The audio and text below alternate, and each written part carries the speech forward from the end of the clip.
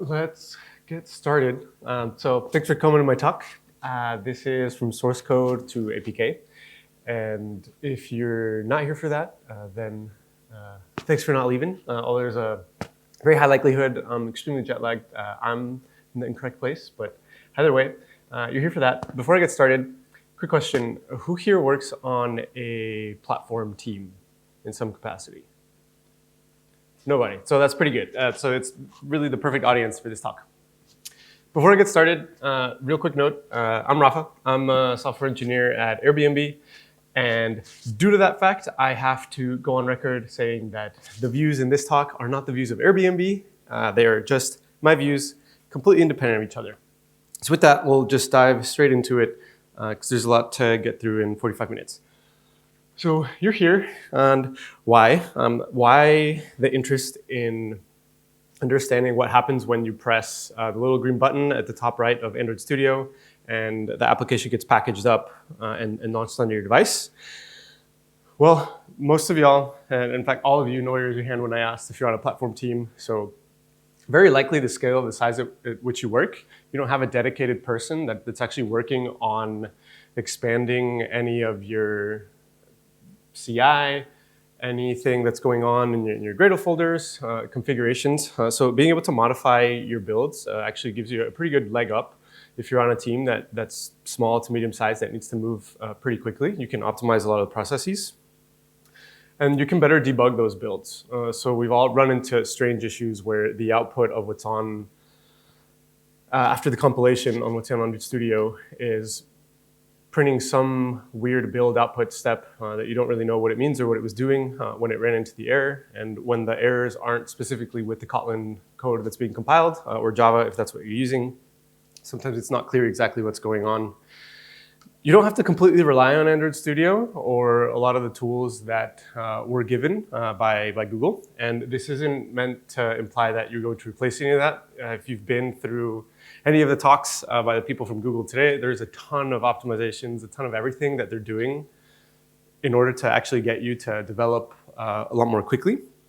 But especially in this age of AI and IDEs that are fully specific just for vibe coding or whatever we got going on now. It's just interesting to be an engineer that you can not rely on Android Studio and use whatever other favorite editor exists out there.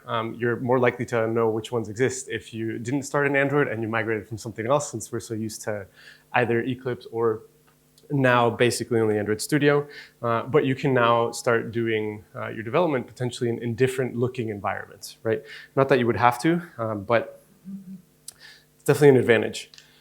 And the last reason is really just the lost productivity. Good. And this was maybe really the main emphasis or the main catalyst for this talk is we've all seen the error, right? Where we go and we Google on a Stack Overflow post, come across it, and then the result is that just invalidate your caches and restart or clean your Android builds. It sounds like we work on relatively smallish teams, medium-sized, but even on the small apps, everything that we're doing, all the incremental compilation pieces, everything that's cached, you're actually losing a lot of productivity when you perform any one of these steps. And I've actually worked on projects before in the past that have turned off Gradle clean, and when you try to use it, amongst some other language just mentions, this probably isn't what you need. If you understand Gradle very, very well and you really do realize that this is actually what's going to get you to solve your problem, go ahead, do it, this is how. But otherwise, you're really just you're not solving the root cause of what's going on. You're just really getting rid of a symptom, and then your build is going to go through the full compilation process, and there's just a lot of productivity lost here. So with that, what we're specifically going to be covering in this, right, is we're going to go through the broad overview of the Android build process. This isn't meant to be all-encompassing. There's a lot of other stuff that's going to be going on, but this is going to give you a map to what it is that your application is doing pretty much at least these steps 100% of the time.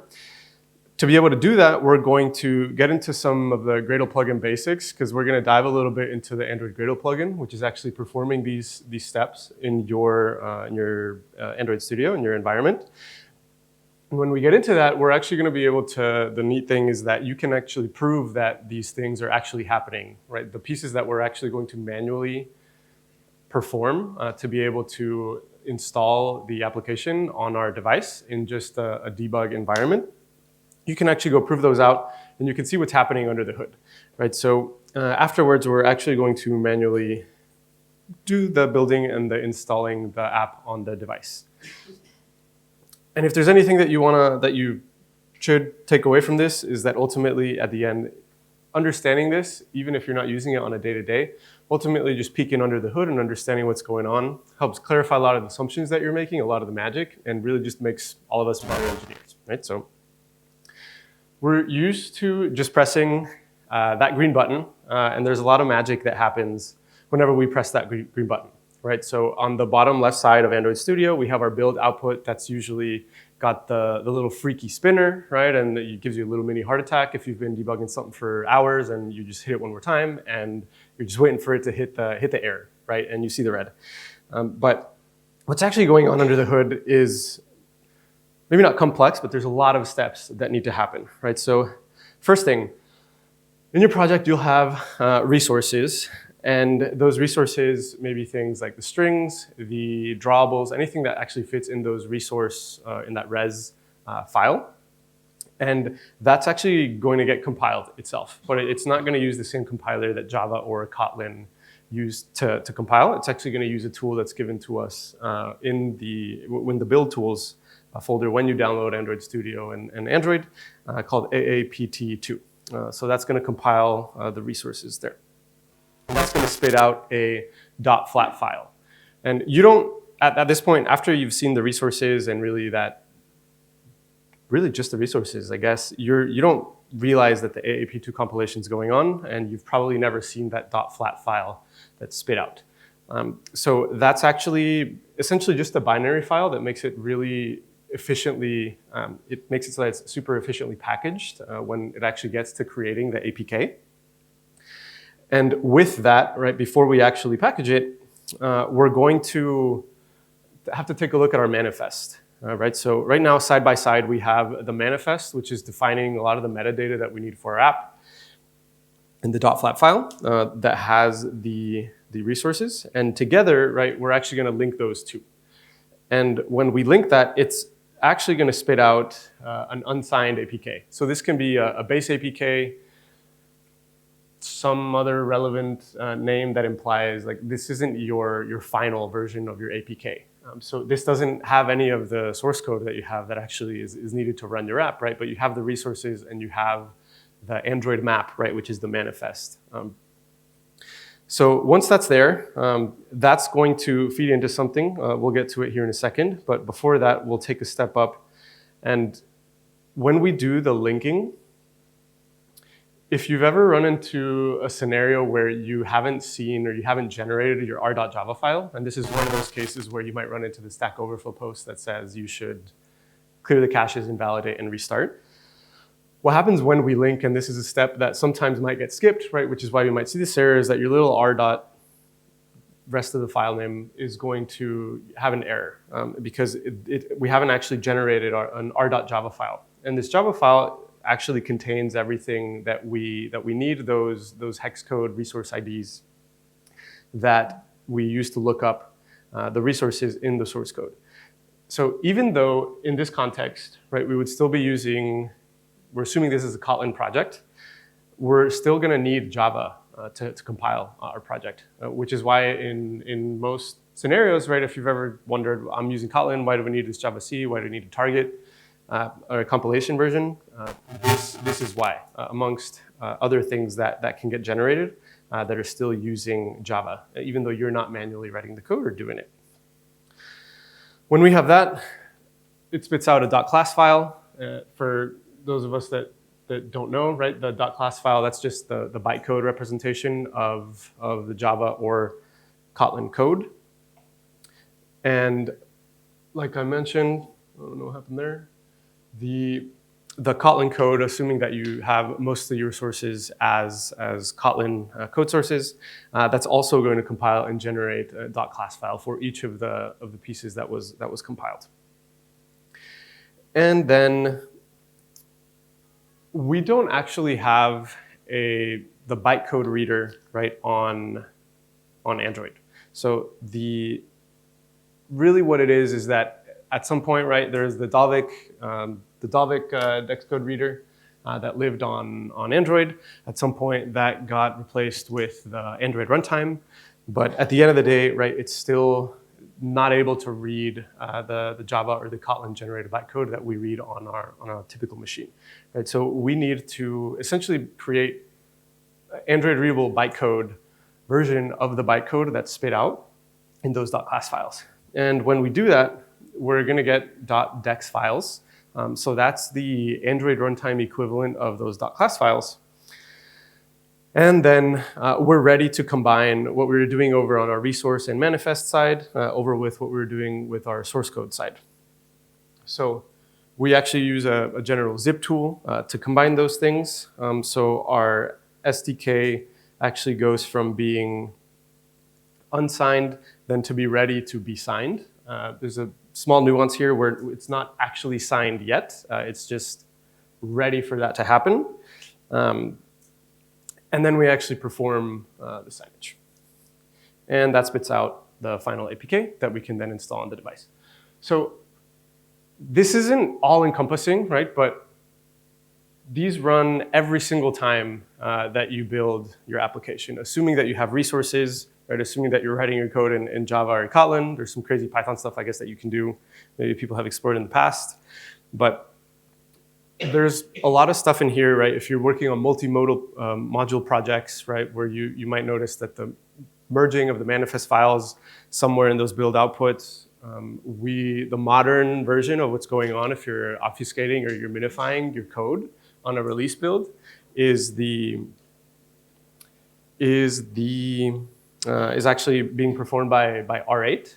So we're not using any of that here, but this is going to happen every single time. So you have now a general map, right? And at some point when we were starting Android, we've seen some variation of this, but it was really just, it's a fire hose of information. Maybe it didn't sink in then, but given that the focus of this talk specifically is to manually go through and do this, right? It makes a lot of sense to just cover here. So with that, we're going to dive into the Android Gradle plugin, like I mentioned, and that's actually what's performing all of these steps. But since we're looking at that source code, there's going to be some just fundamental Gradle plugin basics that would be helpful to know. So we'll run through those real quickly. When you're developing a Gradle plugin, right? You define the namespace of it, how people call it. On the top there, you can see the resources folder with the meta-inf folder that uses the pattern of the Gradle plugins with the plugin ID. So com.example.helloplugin is actually how you're going to apply it. And the implementation class right underneath that is actually where the source code is, the path to the source code, where that lives. So to put it more concretely, right, in something that we're used to seeing pretty often, right, is whenever you start a project and you need to configure your Android portion of your Gradle, the specific plugin and the code path to it is applied with the ID there. In this case, we're using the Hello plugin. So we'll see the Android Gradle plugin version a little later. But the basic plugin right here is we are given by Gradle a .plugin parent class, and we're calling an apply, or more so Gradle is calling the apply function here to actually create an extension and the tasks that run when we have that, the plugin. So on the top there, the plugin with the project is given to us by Gradle. Overriding that lets us go into creating our extension. And the extension here, I'll go back to it in a sec, but is actually, if you ever, so in the Android case, when you actually write Android open bracket, in this case, we're just naming our extension, hello extension. But this actually allows us to configure from our Gradle file. certain properties that we dictate for our plugin. In this case, there's just going to be a string that's passed in called hello from my build. And once we have that, the basic use case, I guess, of the plugin is to actually perform a task. So you need to define that task somewhere. And here we give it a name. We're registering that task. And then we're actually writing the code that performs the task inside of our function there. So when we actually run that from our command line, we named our task say hello. And it spits out the string that we passed in, concatenated with the string that was just the default inside of the task there. So the easiest way to think about it is you can just say you configure the plugin, you create the extension for the plugin, and then you actually write the task that you want the plugin to perform. Right, so if you remember that general framework, the details of it, you can always Google, ask your favorite AI agent or whatever. So now this isn't going to look as foreign, hopefully, right? So for the Android Gradle plugin, again, this is useful to dive into the details because this is ultimately what's building all of your code. Gradle by itself doesn't do that, right? These are Android-specific things. So the good people at Google created this specific Android Gradle plugin. And you can download the source code, and actually it's pretty simple, right? But there's a repo tool that Google has to pull that piece of the project, and then the source code actually lives on that Google source link.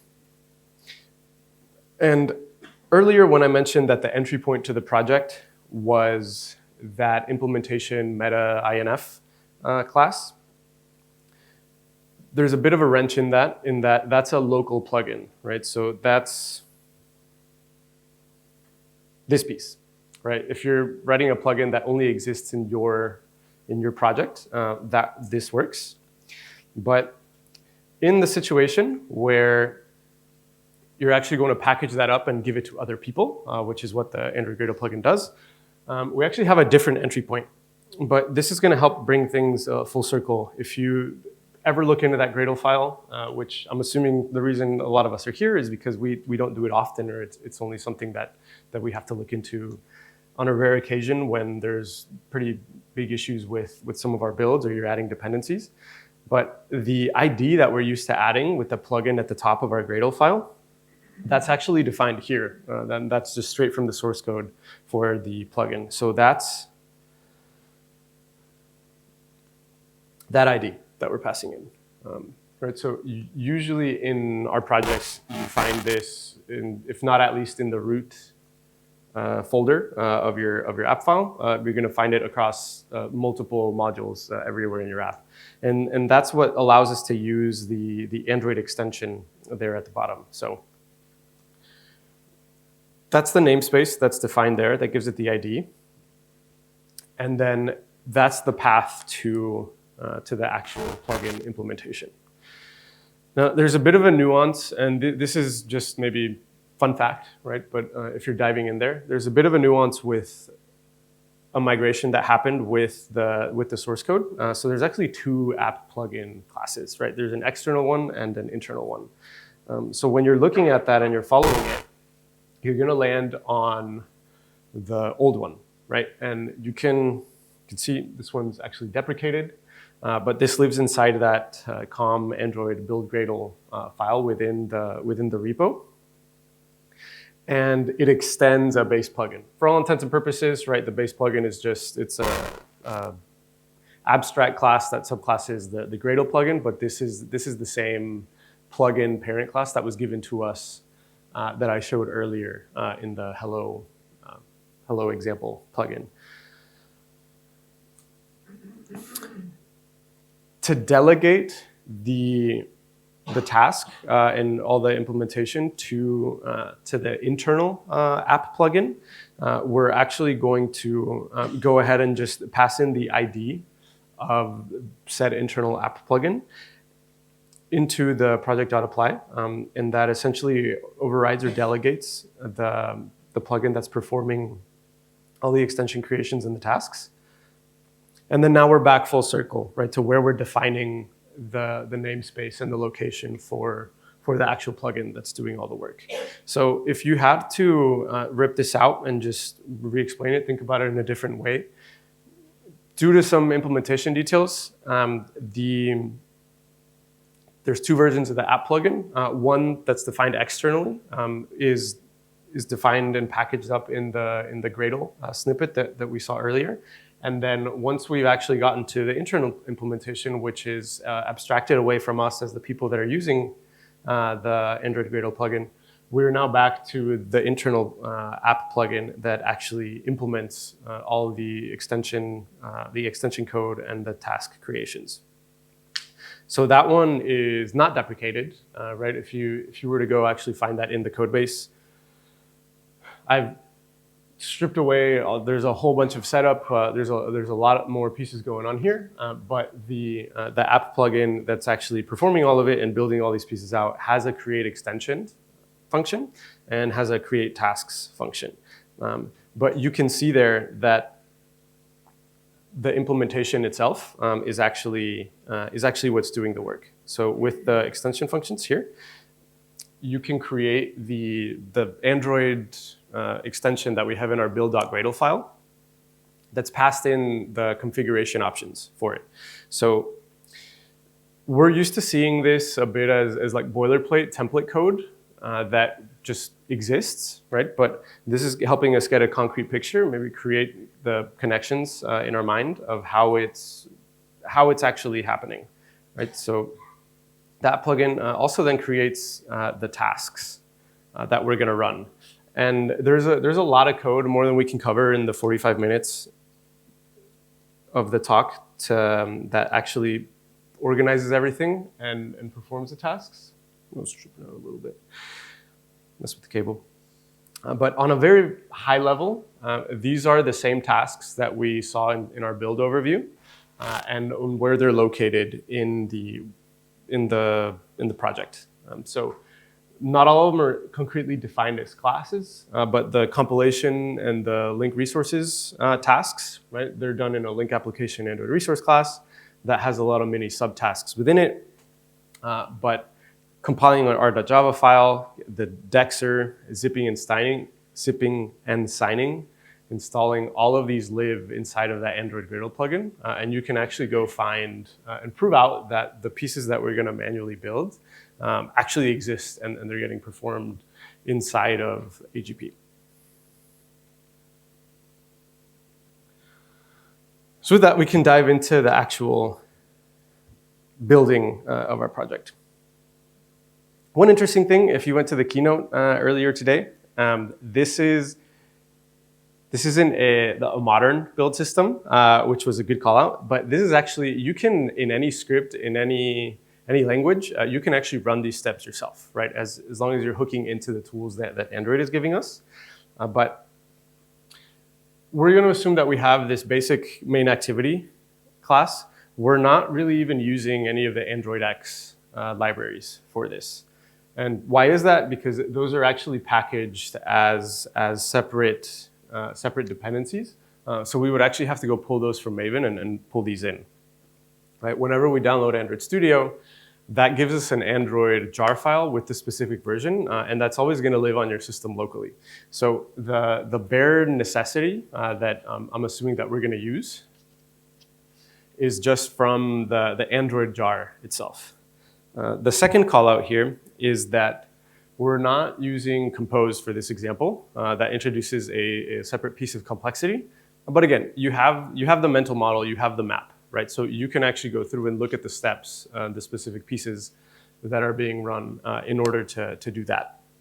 So we're going with the old layout system here, but it shouldn't be too foreign to some of us that have been doing Android for a little bit of time. At the end of the day, though, just know that that's there, spitting out hello world, so that we can just show what happens when we link the resources for the strings and the layouts. And a little bit of setup. If you've seen these build outputs folders on Android Studio, they're usually highlighted in orange after you run a build. These are temporary files. some of which are just meant to be intermediate files that are used to then link or compile other pieces of the build. Others are generated, whether they're from the KSP or the capped annotations, code that you're ultimately using. But since we're doing this manually, figured it'd be good to get a little organization here. We're gonna not put everything in our root folder. It's actually what I was doing when initially I started, but it gets a little bit unruly. And Android Studio does a good way of organizing these. We're not using Android Studio or the specific folder structure, but when I'm running the commands, there's some callouts that you'll see for where it is that it's being placed.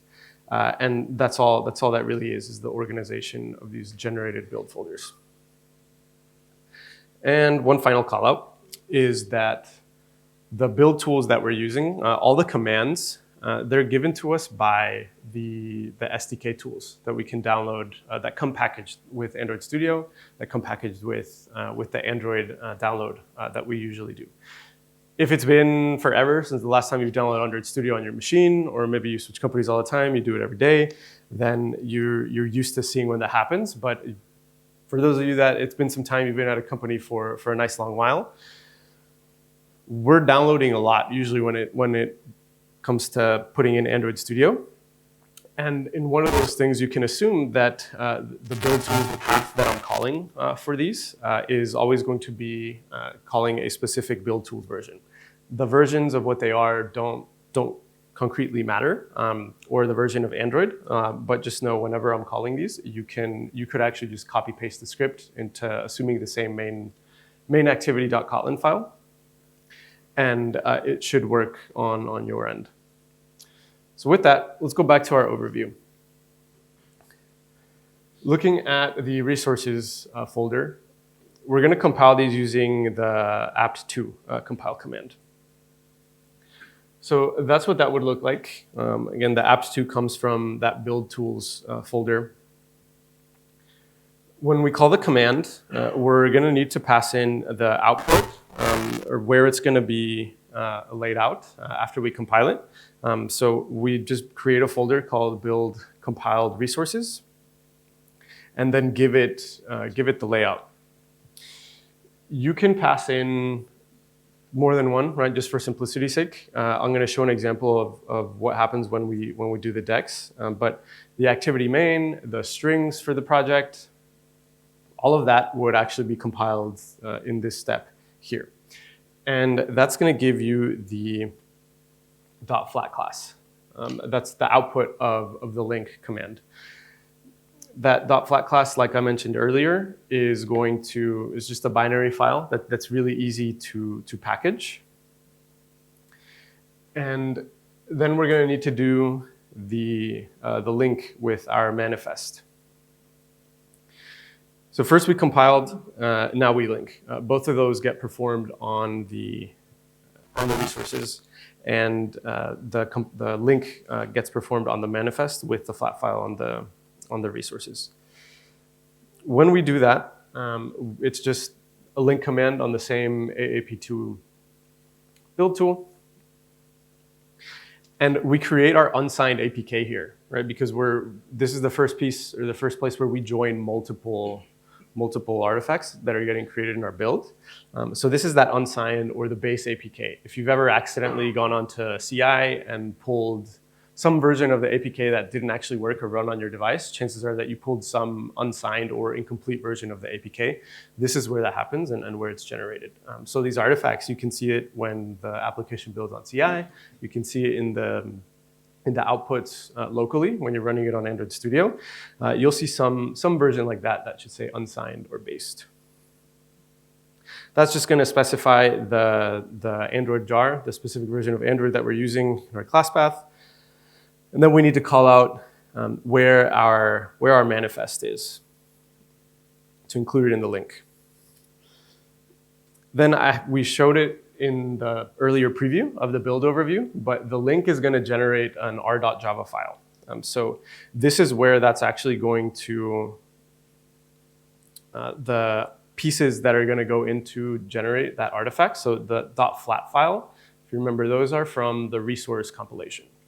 So at some point, we need to be able to access those in code, right? And that's where you might get the R not found, right? Is because after we linked these, at some point it skipped a step, and it never actually compiled those correctly. So you can't access them in code. So this specifically is calling out that we're including in the link those flat files. And then finally, this is just placing the output of the r.java file inside of a folder. And again, you can go find these in the build folder on Android Studio when you run your own build. So that gives us the r.java file. Right, so now you have a place in code that you can actually go and link to when you get the resources. And we need to compile that r.java file. And that one is relatively straightforward. But if you've never compiled Java or really Kotlin as well, on the command line, it's just javac. You're specifying the directory where you want to spit this out to. So we put it in a build classes folder. And we're specifying the specific Java file that we want to compile. So again, even though this is a Kotlin project, right, there's pieces in the middle of this, right, that still very heavily rely on Java. We still need it in the project. That spits out our .class file, and this is bytecode, right? So the r.java file, still bytecode, and then the Kotlin source code is also going to spit out the bytecode. So it's not too different from when we compiled the Java code. In this particular case, though, we have to give it as a command the main activity Kotlin file, and then specify the jar, the class path for the jar. And you don't realize this, but you do it all the time, and you've accidentally uninstalled Kotlin at some point, or maybe exported the path somewhere incorrectly, and Android Studio tells you we don't know where to find Kotlin or any of the Android jars. But the Android jar specifically, if you don't run it, then you're not going to actually be able to compile it, because all of the imports that we have in that main activity Kotlin file are Android, right? So this is essentially just adding all of the Android pieces into our class path when we compile the Kotlin code. And for the purposes of this example, you want to spit this out into the same classes folder that we've been putting all of our .class files into. So we have our .class file, and now we need to dex it. So touching on that again, you can do this with R8. It's the more modern way of doing it. Very likely, right, you have different variants in your app that are doing the obfuscation, minification, and all of that would happen inside of with R8 and that tool. In this particular case, since we're not always going to have that, right, we're only using D8, but leave it as an exercise to go check out what's actually happening when it connects to R8. And this is a bit of a complicated, maybe not complicated, but it's new to you if you likely haven't done a lot of command line stuff before. But we're going to perform a find on the classes folder that we've chunked all of our .classes files in. And we're essentially just going to look for those class files and we're going to package it into a file called classes.list. And that fancy structure at the bottom there, where it has the @ symbol, it essentially just says get all of the folders or all of the files, in this list, and we're going to run it in with D8. So there's a lot of nuance here with what can happen with the incremental compilation, a lot of specific things that you can configure as a part of your build structure, or just specifically within the tools that we're using.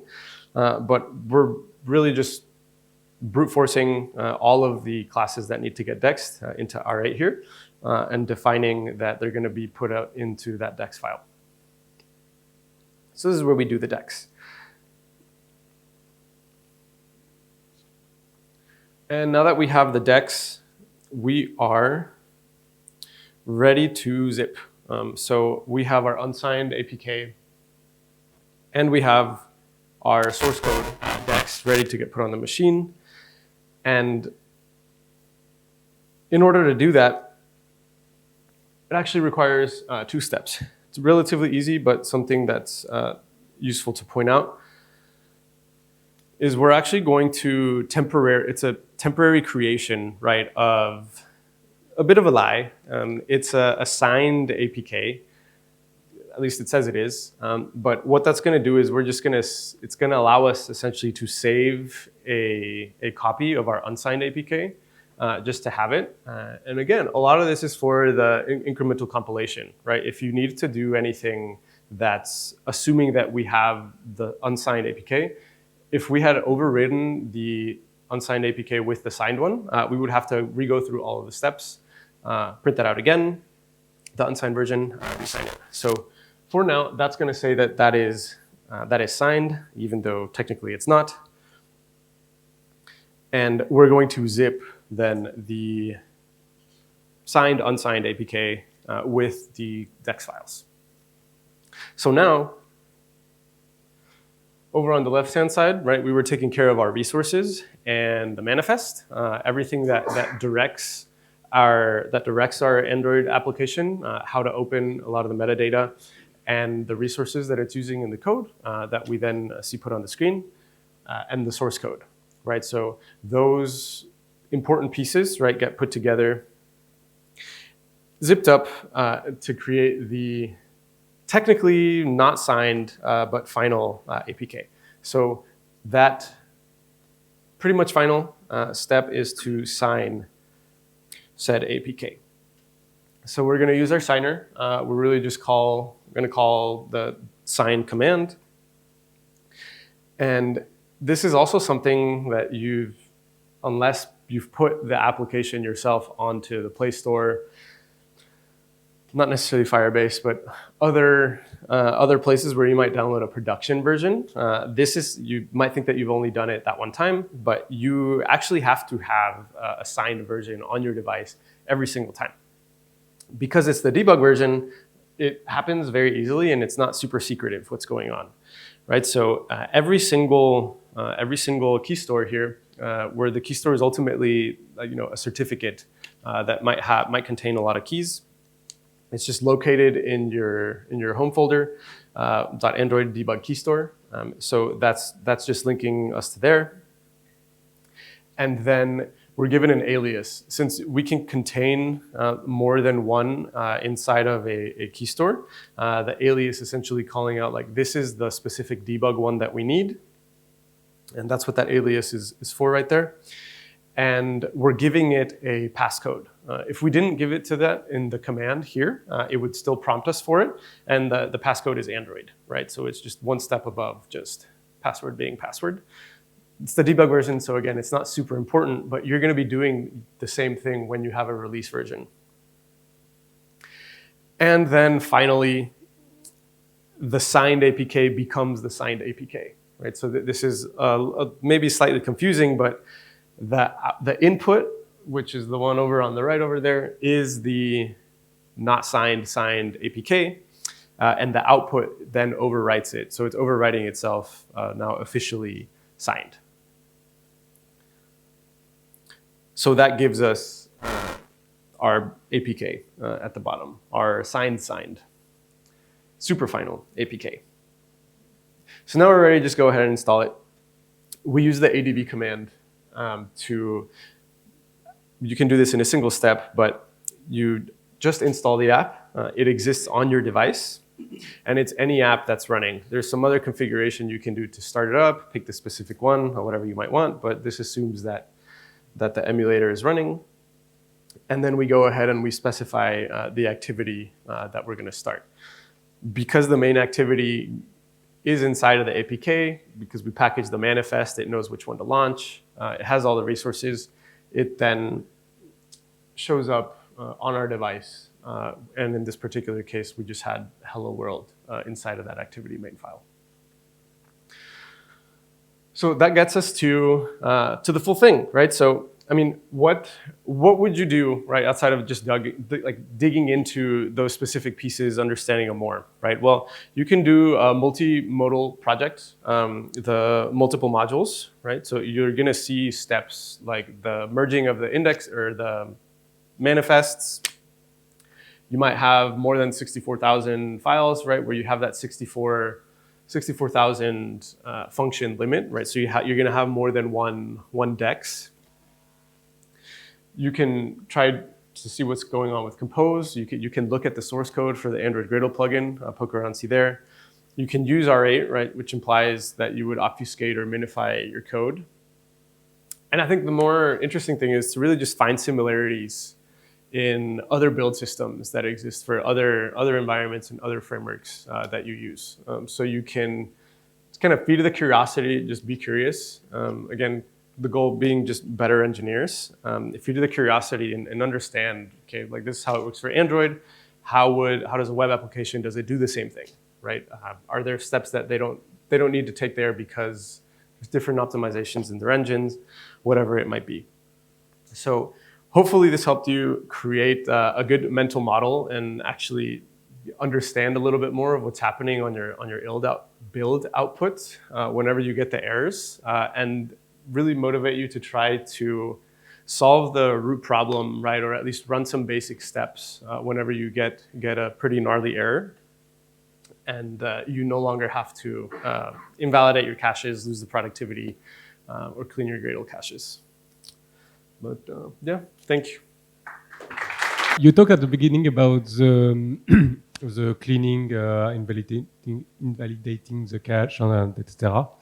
But maybe I'm wrong, but you never mentioned in the different processes when the task detects if there is already a cache, if it should use the cache or rebuild the different part of the app, and how the Gradle task does that. So I'm going to repeat the question to understand. So in the beginning, when I talked about cleaning with Gradle or invalidating the caches and restarting, you're asking about how does it detect that there was actually a change. So in Gradle, you can actually define, I didn't run through it in the example because it gets a little bit more like advanced intermediate territory, at least for the purposes of this talk. But you can actually define like what your specific, there's an annotation that you can choose, right? That'll define like what your specific input is for your task and the output. And that's essentially just marking, right, for Gradle to pick up on whether like these are the specific items that have changed in the input or the output, so that it automatically does the compilation. So it's a little bit, I don't know if you went to any of the debugger talks earlier today, but the way that Compose will handle the recomposition, right? A lot of the time you manually, it can detect them, but there's some obvious, maybe not obvious, but there are some misses, right? So it might rely on you adding @immutable for it to know for certain that this isn't going to change. And you do the same thing with Gradle. You specify the inputs and the outputs, and if those don't change when you're building, then it would cache it. But if you clean the cache, then it automatically blows it up. It doesn't matter. So like Gradle does all this build system management. So if one makes a script with all the commands that you showed, would that be the same as what Gradle is doing, or what does Gradle add to that? Yeah, so that's a good question. And I didn't really mention this in the beginning, but Gradle's doing a ton of heavy lifting. For example, right, the dependency management, that's not done by Android, right? So whenever you add a dependency, if you remember the Android extension, all the code that's going on in there, that's specifically what the Android Gradle plugin does, right? But in the background, right, you're parallelizing specific tasks, right? There's a Gradle daemon that's running. There's a lot of other stuff that gets really, really intricate to what Gradle is actually doing, right? What you can think of Android Gradle specifically doing for you is just organizing those specific steps, calling the specific tools from that build tools folder that I showed, and organizing that piece. But everything that's going on behind the scenes, starting with that even being able to run, is really Gradle. Having said that, right, if you have even just for fun, right, whatever it might be, if you have very specific use cases for you might not need that, right? It's just the kind of right tool for the right job. I wouldn't get rid of Gradle. I guess I would only do it for fun, right? But if you just wanted, like, what's the lowest leverage project in development I could ever come up with that's going to have the least amount of edge cases, you can write the script as is. Or if there are specific nuances with Gradle that you don't like, I think Buck is an example of, I forget if it's open source or not, but Meta has their own build system called Buck. They don't use Gradle. So it's running those specific steps is independent of Gradle. But at the scale at which we work, you need at least a Gradle-esque equivalent.